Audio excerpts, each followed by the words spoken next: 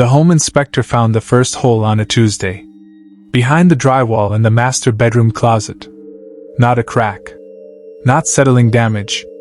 A hole. Deliberate. Approximately 6 inches across. Perfectly round. Carved through 3 layers of drywall from the inside. He shone his flashlight through it. The beam disappeared into darkness. A space between the walls. He wrote it up as a structural anomaly in his report. He recommended a contractor look at it before closing. He did not look through the hole for more than 3 seconds. He told me later he didn't know why. He said, "I've inspected 400 houses in 18 years. I've seen holes in walls before. But this one." He stopped. Then he said, "This one felt like looking into something that was already looking back." He closed the closet door. He finished his inspection. He did not mention the hole to the buyers when he saw them in the driveway. He told himself he'd put it in the report. He did. Page 7. Structural anomaly, master bedroom closet, recommend contractor evaluation. The buyers read the report. They saw page 7. They hired a contractor who said it was probably just an old access panel for wiring. Nothing to worry about. They closed on the house on March 3rd. They moved in on March 15th. By April 9th the wife had stopped sleeping. By April 22nd she had stopped eating. By May 1st her husband called 911 at 3 a.m. because she was standing in the master bedroom closet pressing both hands flat against the back wall and whispering something he could not hear. She was not asleep. Her eyes were open. She just could not hear him. Welcome to Haunted Stories. The couple's names were Daniel and Rachel Moss.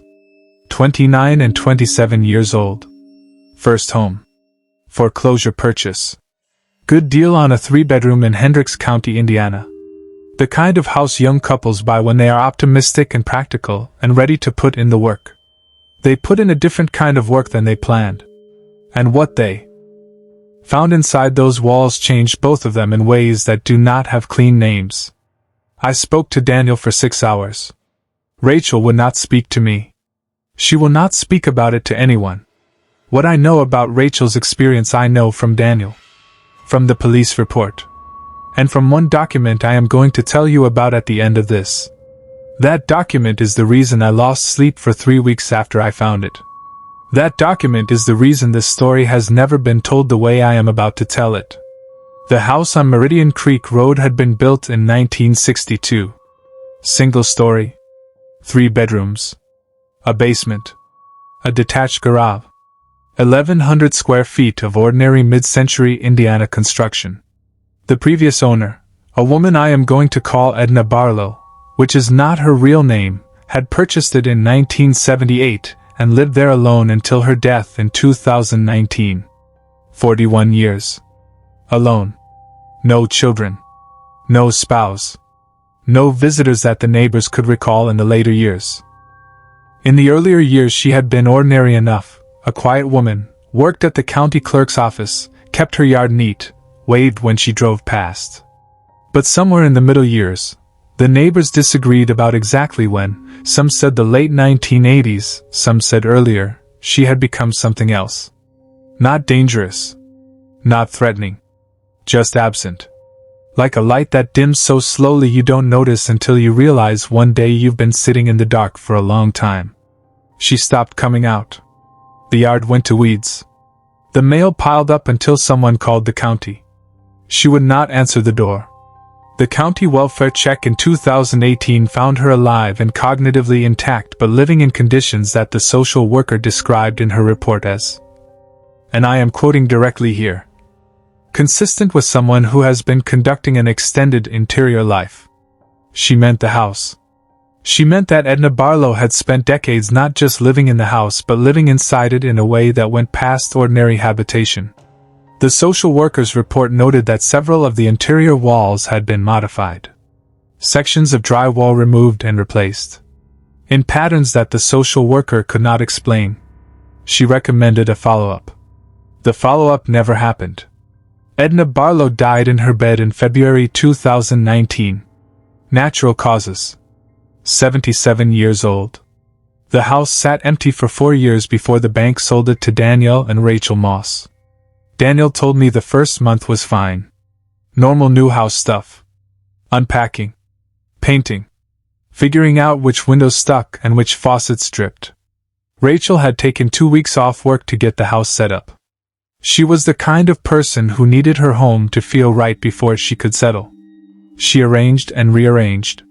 She painted the bedroom a specific shade of gray-blue that she'd been thinking about for months. She was happy. He was specific about that. He said. She was genuinely happy those first weeks. The happiest I'd seen her in a long time. The first thing that was wrong was the temperature. Not the whole house. One specific wall in the master bedroom. The wall that the closet backed onto. Cold. Not drafty cold. Not the cold of inadequate insulation. Cold that radiated. That came from the wall itself. Rachel noticed it first. She told Daniel she kept waking up cold even though the room was warm. She moved to his side of the bed. The cold followed her. She said it wasn't the air. It was the direction. It was coming from the closet wall. Daniel checked the insulation. Fine. He checked the exterior wall. No gaps. No issues. He put a thermometer on the closet shelf. 68 degrees in the room. 41 degrees inside the closet. With the door closed. In March in Indiana. With the heat running. He called the contractor who had assessed the house before closing. The contractor came out on a Thursday. He opened the closet. He looked at the back wall. He put his hand flat against it. He stood there for a moment. Then he said something Daniel has never forgotten. He said, "Has anyone been in this wall?" Daniel said, "What do you mean?" The contractor knocked on the back wall of the closet. Not solid. He knocked again. Further along. Solid. He knocked on the first spot again. Not solid. He said, "There's a space back here. Not a small one." He paused. He said, "Mr. Moss, how much do you know about the woman who lived here before you?" The contractor's name was Phil Garrett. 44 years old. 20 years in residential construction. He had worked on houses in Hendricks County his whole career. He knew the house on Meridian Creek Road. Not personally, but by reputation. He sat at Daniel and Rachel's kitchen table that Thursday afternoon, and he told them what he knew. Which was not much. But what there was of it was enough. He said, "Old lady who lived here before. Edna something. There were stories about her. Not ghost stories. More like." He thought about how to say it. He said, "You know how some people get when they're alone too long. When the world outside stops mattering and the world inside is the only one they live in. Some people get like that and they just get quiet. And some people get like that and they start doing things. To their space. To make it fit the world inside their head." Daniel asked what kind of things. Phil said, "I heard she modified the walls. Not wiring. Not plumbing. Just the walls." He said, "I didn't think much of it when you hired me before closing. Old houses get modified. People do weird things to their houses. But that cold back there." He pointed at the closet. He said, "That's not an insulation problem. Something is wrong with that wall. And I don't think I want to know what." He quoted them a price to open it up. Rachel said yes immediately. Daniel said he wanted to wait. "Think about it." Rachel said, "I want to know what's back there." Her voice when she said it was something Daniel has tried to describe to me several times. "Yes, and cannot quite capture," he said. It wasn't curious. It wasn't anxious. It was certain. Like she had already decided. Like she already knew she needed to see it. Like the decision had been made before he asked. He agreed. They scheduled Phil for the following Monday. Over the weekend Rachel started waking up at 3 a.m. The first night she woke up at 3 a.m. she told Daniel she'd had a dream. She couldn't describe the dream exactly. Just the feeling it left. She said, "It felt like being somewhere I used to live. Somewhere familiar. But wrong. Like all the furniture was in the right place but 3 inches off. Just enough to feel wrong. Daniel told her it was new house adjustment.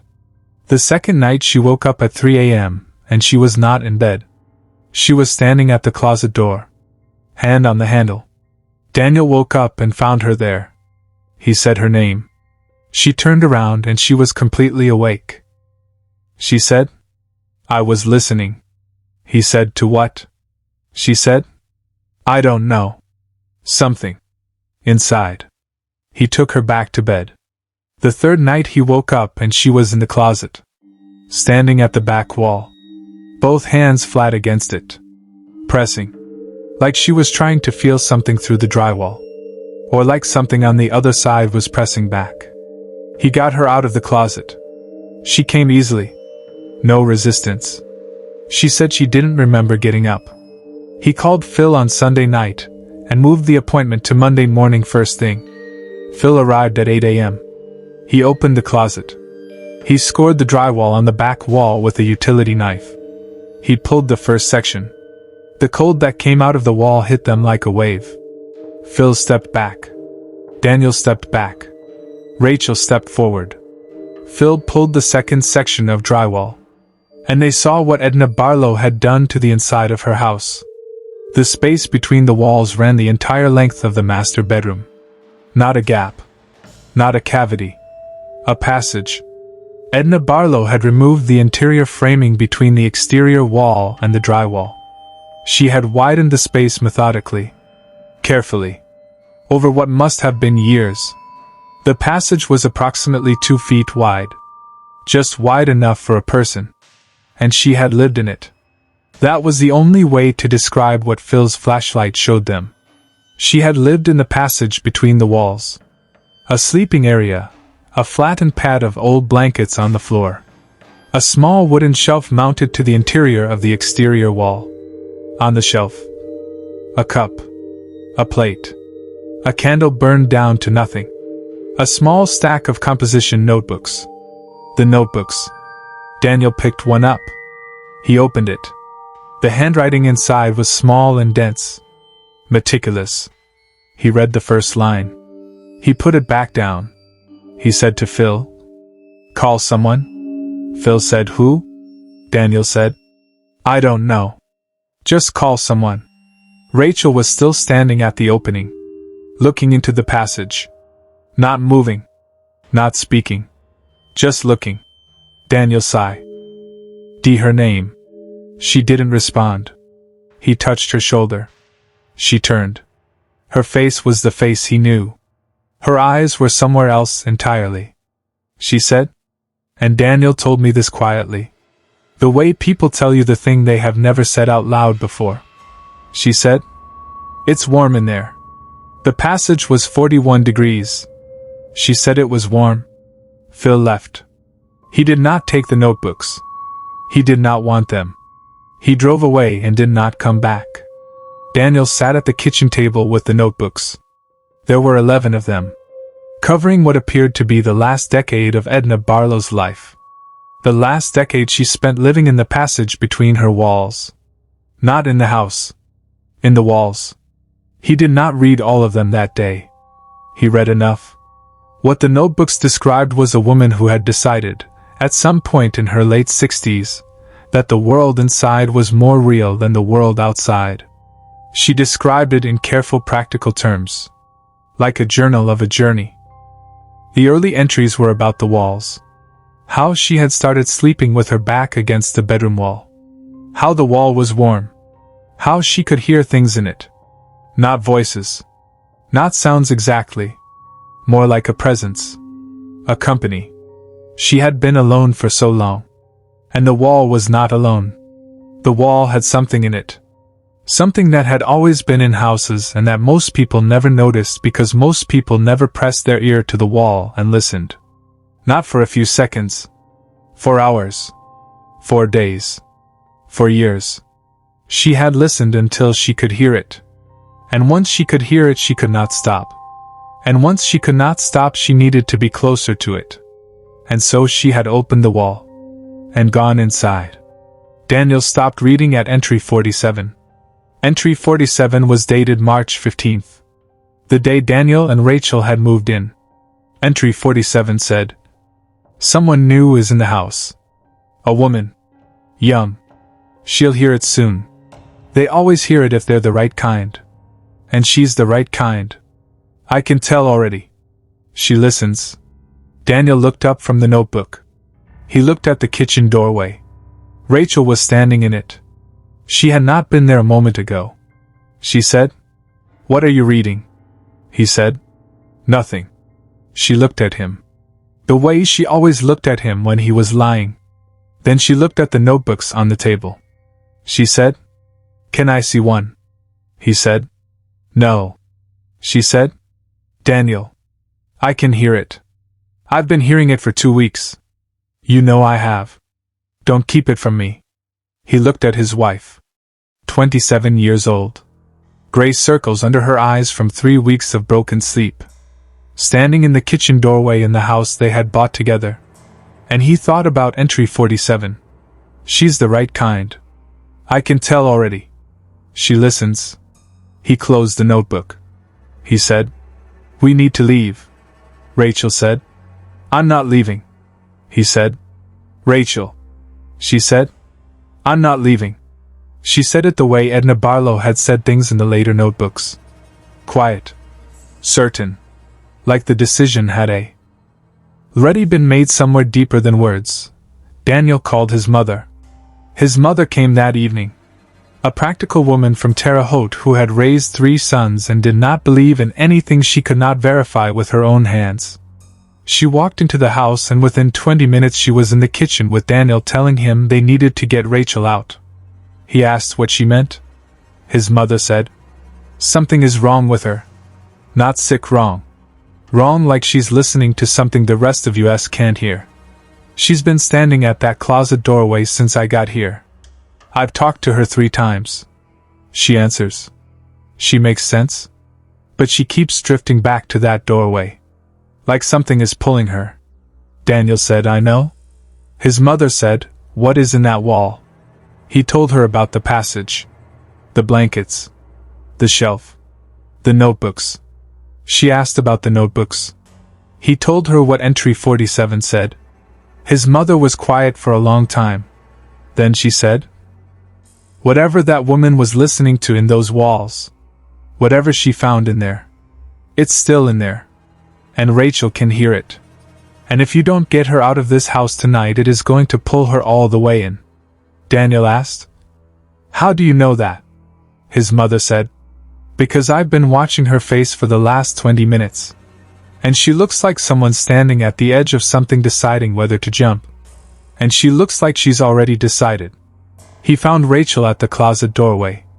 He took her hands. He said, "We're leaving tonight." She looked at him. She said, "Daniel, it's not scary. That's what you don't understand. It's not scary. It's like being known. Completely. Like something in there knows exactly who you are and has always known. And it's been waiting for you to come close enough to hear it." He said. That's what it felt like to Edna Barlow too. That stopped her. He watched it stop her. Her eyes cleared slightly. The way someone's eyes clear when something has loosened its grip by 1 degree. He said.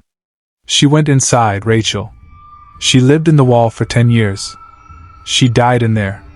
You understand that? She died in there." Rachel looked at the opening in the closet wall. She looked at it for a long time. Then she said, "I know." She said, "I know she did." She said, "But Daniel, she wasn't alone. That's the thing. At the end, she wasn't alone. He got her out. He packed a bag and he got her out that night. They stayed at his mother's house in Terre Haute for 3 weeks. Rachel did not go back to the house on Meridian Creek Road. She has not gone back. They sold it 6 months later at a loss. Daniel went back once. To get the rest of their things. He went during the day. He was there for 4 hours. He told me the passage was still open. Phil had not sealed it. No one had sealed it. He walked past the closet without looking in. He said he could feel it. The pull. Even him. Even walking past. Like a current in water. Subtle. Patient. Waiting. He packed what he needed. He took the notebooks. All 11 of them. He has not read the rest. He does not know if he will. He keeps them in a box in his garage in Terre Haute. He told me he thinks about burning them. He has not burned them. He said. I don't know why I can't. I think part of me feels like I should know what's in them. Like the knowing is important even if the knowing is bad. He paused. He said. And part of me thinks. He stopped. I asked him what? He said. Part of me thinks she wrote things in there that were true. About what's in walls. About what you find if you listen long enough. And I don't want to know if she was right. Because if she was right. He couldn't finish. He didn't need to. I understood what he meant. If she was right, then it is everywhere. In every wall of every house. That presence. That company. That thing that knows you completely, and has always known you and has been waiting for someone quiet enough and alone enough and the right kind to press their ear to the wall and listen. Not for a few seconds. For long enough. For long enough to hear it answer. Here is the last thing Daniel told me. The thing I have thought about every night since. He said. The night before we left. Rachel was asleep. Finally asleep. And I was awake in the dark. And I heard it. I swear to you I heard it. Through the wall of his mother's house. In Terre Haute. 60 miles from Meridian Creek Road. Something in the wall. Not a sound. More like a frequency. More like a weight. More like the feeling of being known. He said. I put my pillow over my head. I did not press my ear to the wall. I lay there until morning with my pillow over my head. And in the morning it was gone. Or it was quiet. Or it was patient. He looked at me. He said. I've moved twice since then.